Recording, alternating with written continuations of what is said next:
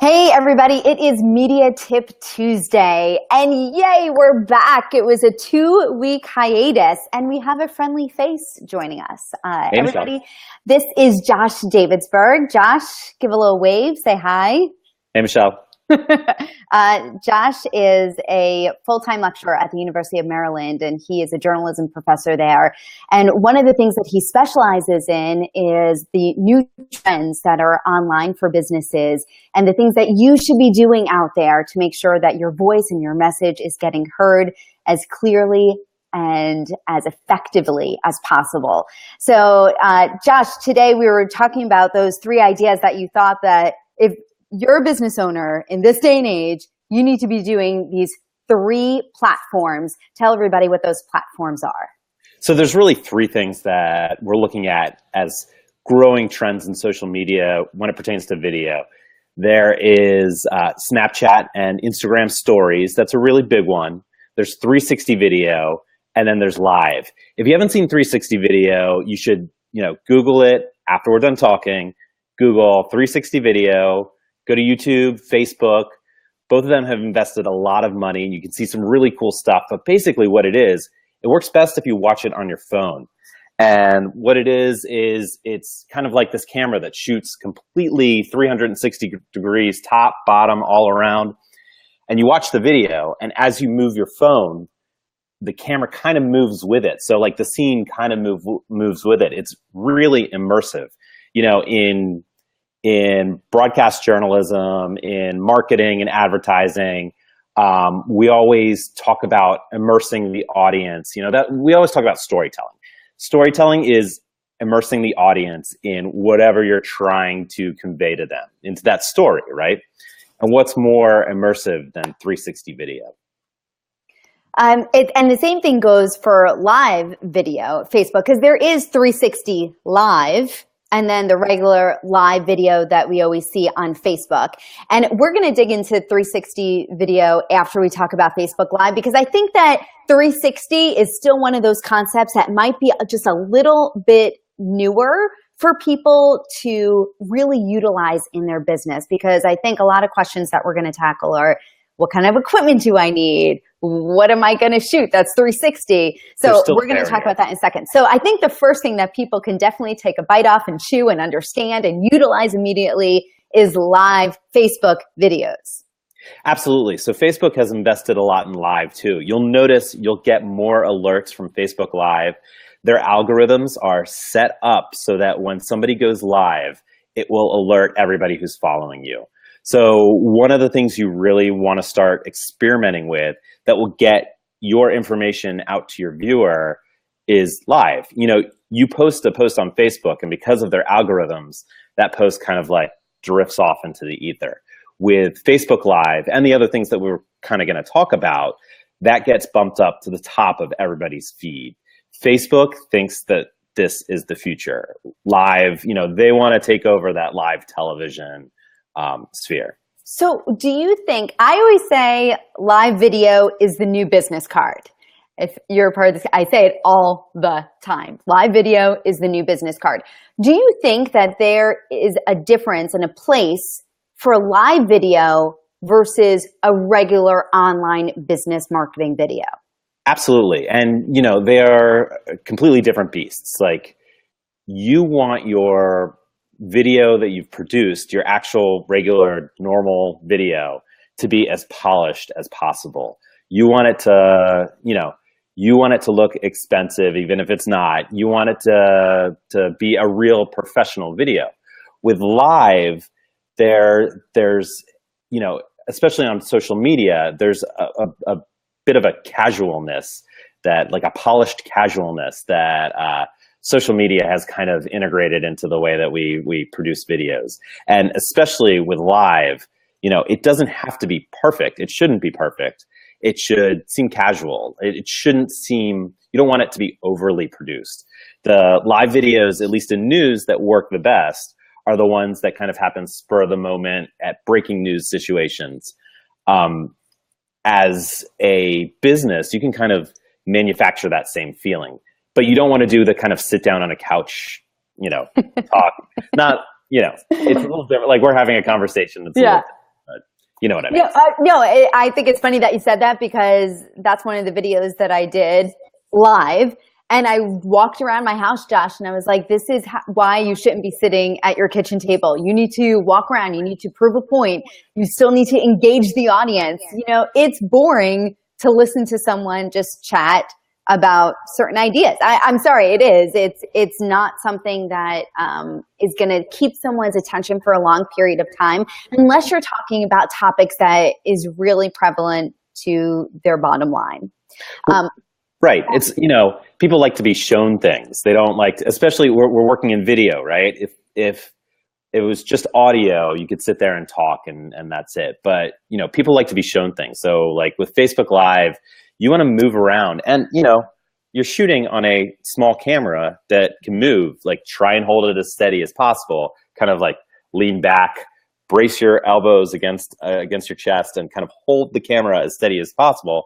But like, walk people around, show them what's going on. You know, if there isn't stuff going on, then maybe live isn't the perfect video medium at that time, but figure out when that time is. Well, I like the idea of what you said about manifesting and creating that type of atmosphere. Because I know that as a stay-at-home mom who does this, you know, there's a reason why 2:00 is our time, everybody. It's because my kid's sleeping upstairs, you know, like, and I have to be home. So you have to think of ways to still be lively and engaging with what you have around you. If you have just your living room, if you have a construction site outside, you have to build your analogies around what's available to you. And the same goes for when you're a newscaster and a journalist in a field building your live shot material for the news that night. Yeah, people go to social media to see what's happening in your life, or to see kind of behind the scenes, right? So if you're a business, you kind of have to create that personality that you wouldn't normally have in a traditional produced video. Like this, Josh. Exactly. Yep. That's what's going on here. But notice that I don't show you that when we're on camera together. Okay, so the takeaway when it comes to live Facebook videos for business owners, if you had to sum it up in one sentence, what would it be? It's important to do it, plan it out, but make it seem casual. Those are kind of like your 3 takeaway points. I love it. I love it, because that's exactly what we talk about all the time. All right, so that's live Facebook. What about 360 and then also live 360 on Facebook? So 360 video is really cool. I kind of explained what it was a little bit earlier. There is still a barrier to entry, but that barrier is getting smaller and smaller. You need a 360 camera to shoot it. Basically, that's a camera with 2 lenses on either side. You have to realize when you're shooting it, it's different than a traditional video, because no matter where you stand, you are going to be in the shot. So that's something to think about as well. Not every video lends itself to 360 video. You know, you want to think about what does well in like in a wide shot, right? You're taking one giant wide shot. Also, you're taking longer shots. But basically, it's got to be something that can immerse the audience and bring that audience into, you know, whatever's going on or whatever you want to show them. So if you're thinking like if you're a real estate agent, 360 video might be a good place to start. Even, you know, it takes a little more planning, but even like a bakery would be a great place to do 360 video. You set that 360 video camera right up in the kitchen, and you have your employees kind of walking around it as they're baking. That would make a really cool 360 video. 360 live is kind of growing right now. It takes a lot of bandwidth because you're working with really big files, right? Because you've got 2 lenses and you're zoomed in on the shot. That's kind of how you get that 360 effect. So you've got a lot of bandwidth. It's going to take up a lot of data. So that's another thing to think about as well. The cameras right now are getting cheaper and cheaper. For a good one, you're going to pay about $400 to $500 to start. But like I said, in the next couple of years, that's going to be even less. I'm guessing at some point soon, you'll have a 360 camera on your phone. But it's something you want to start thinking about now. Right. What about when it comes to, you mentioned this a little bit, when it comes to the fact that you have to hold up, your head doesn't want to be in the shot. So your camera has to be over your head doing the swivel of what's around you. So that's something you really need to be cognizant of. So if you're going to do live, I would definitely get a tripod too. Put the camera on a tripod, just kind of set it up. I wouldn't even attempt it unless you have a tripod. Right. Oh, yeah. Absolutely not. And there are ways, once you really get into it, you can cover up the tripod on the bottom. You can put a little graphic on the bottom. But all of this starts to get pretty involved. And that's something, it's definitely something, if video is what you're interested in, you should really look into this because it's really starting to grow. Facebook has invested billions of dollars into 360 video. They bought for $2 billion, I believe it was $2 billion. They bought the Oculus Rift, which is a virtual reality gaming system. And once this is going to really proliferate into our lives when kind of video games become more virtual reality. And then all your kids are going to have headsets, and then eventually you're going to want to check it out, and it's kind of going to grow that way, right? And Facebook kind of sees that, and that's why they bought the Oculus Rift. And so, we're probably 5-10 years out from kind of everybody using it. But for the most part, it's something we should be looking into, kind of experimenting in.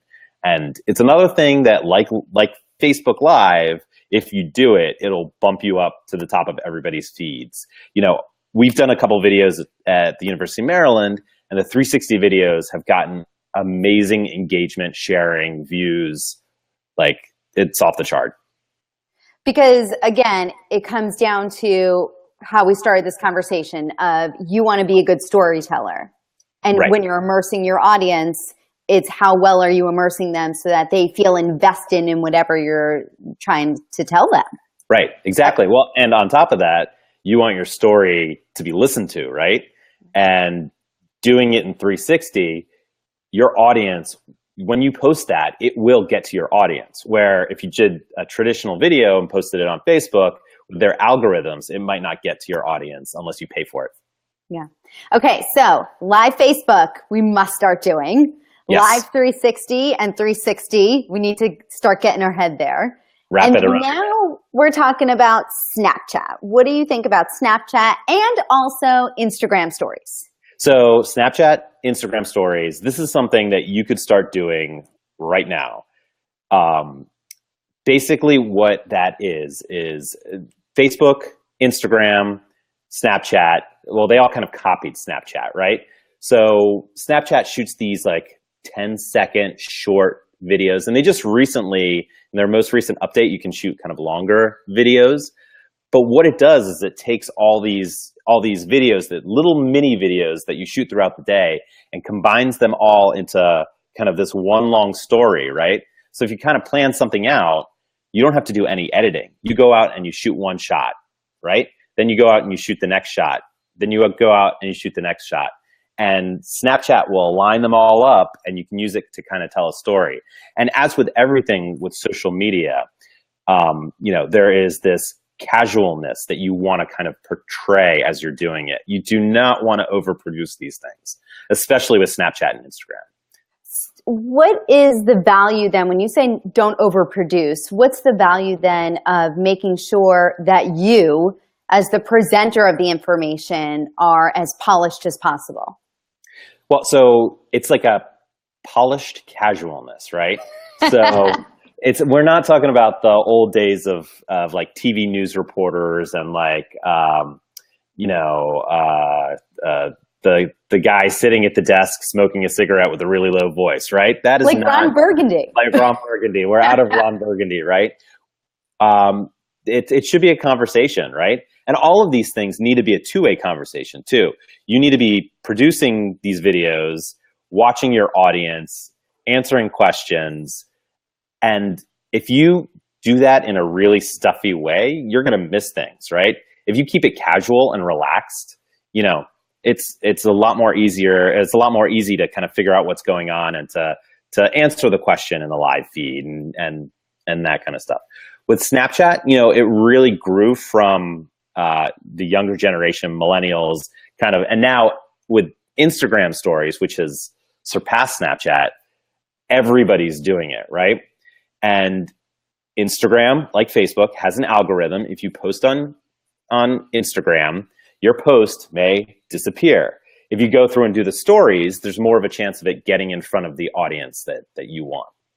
So you raised a really good point about which medium to target first, because there is a conversation out there that says, okay, well, am I supposed to be everywhere? Am I supposed to be on Facebook and Twitter and YouTube and Instagram and Snapchat? I'm exhausted. I haven't even started on my actual business yet. I'm just talking about what I'm doing versus doing what I want to do. So my question to you is, what should we do? Should we focus on one site, or should we be everywhere? Personally, I would say you don't have to be everywhere, but try and figure out where your audience is and kind of focus on that, right? That said, your audience is probably going to be splintered between at least 2 to 3 of these social media places. Like, they're definitely going to be on Facebook.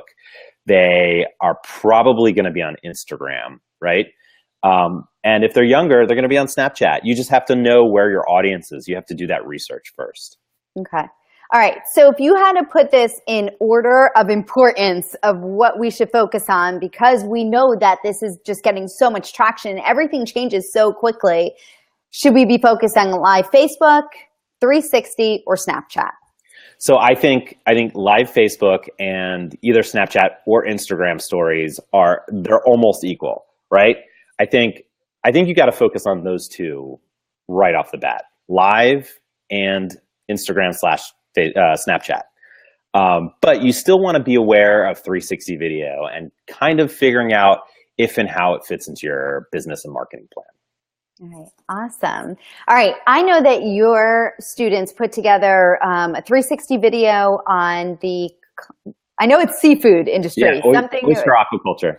Yes. Yes. Okay. So do you think that we could share that link? Absolutely. And we have another better idea of what we're talking about. Yeah. And we have another really, really cool one coming out all about the honeybee population in Maryland. And my student took one of the 360 cameras, stuck it in a beehive. It is like the coolest. Yeah. Oh my God. Okay. Yeah. Did he or she get stung? One of the students that was working on the project did get stung. But for the most part, they didn't. Yeah. It's a job hazard. Yep. All right. Josh, thank you so much. I really appreciate it. What are your final thoughts to tell people? Final thoughts. Keep it casual. But that doesn't mean don't prepare and produce and get ready and make sure you have everything lined up. That's not when I'm saying keep it casual. I'm not saying just do it. You still need to prepare. Keep it casual and keep an open mind. I like that. Keep it casual, keep it open mind. And everybody prepares. I think that there is a misnomer out there that if you have been in the industry for 30 years, you're not preparing as much because you've done it your entire life. And that's a falsehood. We've been preparing for this for months. See, we wrote notes. You got to have a plan about what you want to talk about. I mean, even shows like Live with Kelly and Ryan now, they talk with their guests about what the conversation is going to be about. That's not just a spur of the moment, hey, what movie are you doing? And this happens to be the clip that's handy. Pre-interview. These things are pre-interview and pre-produced because you always have to have a plan. And the same goes for starting to think about how to bring whatever you do to life. Even if you're an accountant, there are creative ways to talk about numbers and things that are really going to be takeaways for clients out there. Absolutely. Yeah. You agree. I agree. Mm-hmm. All right.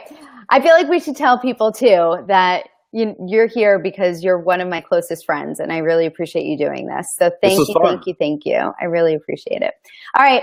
If anybody has any other questions, I will be sure to ask Josh, but I think we're pretty good. We're done right now, right? Sounds good. Move on with our day. Dylan's about to wake up. All right, buddy. Thank you. Thanks, Michelle. All right. Talk to you soon.